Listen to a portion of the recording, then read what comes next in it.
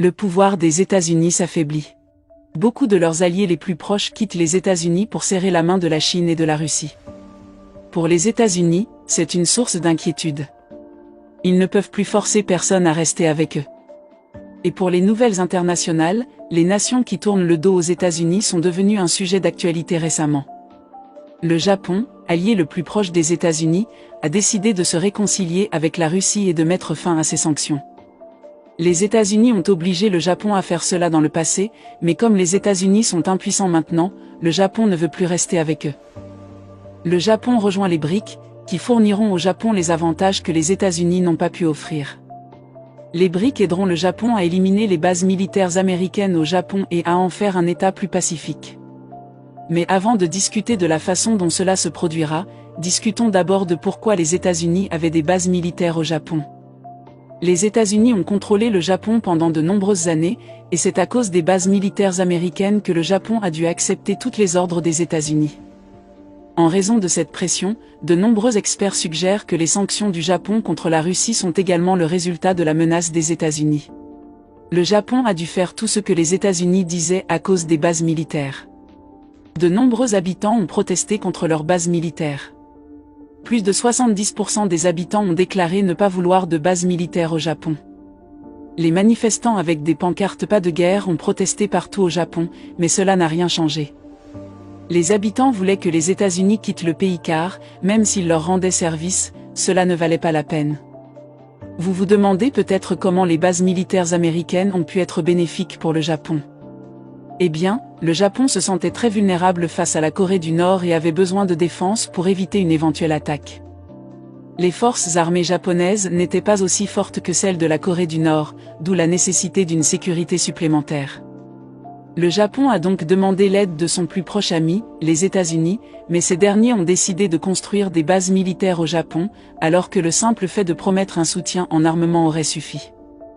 Les États-Unis ont justifié la construction de ces bases comme une protection pour le Japon, mais une fois les bases construites, les menaces ne venaient plus de la Corée du Nord mais des États-Unis eux-mêmes. En effet, en aidant le Japon, les États-Unis voulaient aussi quelque chose en retour et parfois, ce qu'ils exigeaient du Japon était injuste. Les États-Unis ont également forcé le Japon à mettre des sanctions sur la Russie et à arrêter d'acheter du pétrole russe, même si cela ne correspondait pas aux souhaits du Japon. Dites-nous, aimez-vous la vidéo jusqu'à présent? Si oui, n'hésitez pas à l'aimer, à la partager et à vous abonner à notre chaîne pour plus de vidéos. Maintenant, après le déclin de la puissance américaine, le Japon s'est éloigné des États-Unis et tente de rejoindre BRICS pour avoir un avenir plus sûr. Mais comment les BRICS peuvent-ils aider le Japon à stopper les menaces de la Corée du Nord? Le Japon a décidé de rejoindre BRICS car il estime qu'ils peuvent mieux l'aider que les États-Unis. Les membres de BRICS ont déjà une bonne relation avec la Corée du Nord. Kim Jong-un a approché les BRICS pour devenir leur ami et veut maintenir une bonne relation avec eux pour promouvoir les affaires avec les membres des BRICS et la Chine. Donc, s'associer avec BRICS signifie automatiquement s'associer avec la Corée du Nord. La Corée du Nord ne devrait pas menacer les membres des BRICS, car ces pays, tels que la Chine, la Russie et l'Inde, font partie des nations les plus puissantes du monde. Si le Japon établit de bonnes relations avec les BRICS, il n'aura plus besoin des bases militaires américaines sur son territoire. Cela rendrait les habitants heureux et permettrait également au Japon de protéger sa souveraineté nationale. Les BRICS ne cherchent pas à installer de bases militaires au Japon, mais à apporter leur soutien comme de véritables alliés. Cela permettrait non seulement au Japon de rester en sécurité, mais également de profiter d'autres avantages, tels que la promotion des affaires et le développement économique. Le Japon étant très compétent en matière de technologie et d'infrastructure, il apporterait une grande valeur ajoutée aux BRICS. Après avoir manifesté son intérêt pour les BRICS, il est clair que le Japon voit son avenir avec eux. Tout pays qui souhaite progresser devrait quitter les États-Unis et se tourner vers les BRICS. Cette situation met en lumière l'implication des États-Unis dans les affaires des autres nations. Si les États-Unis aidaient le Japon avec ses bases militaires, pourquoi le Japon s'est-il tourné vers les BRICS?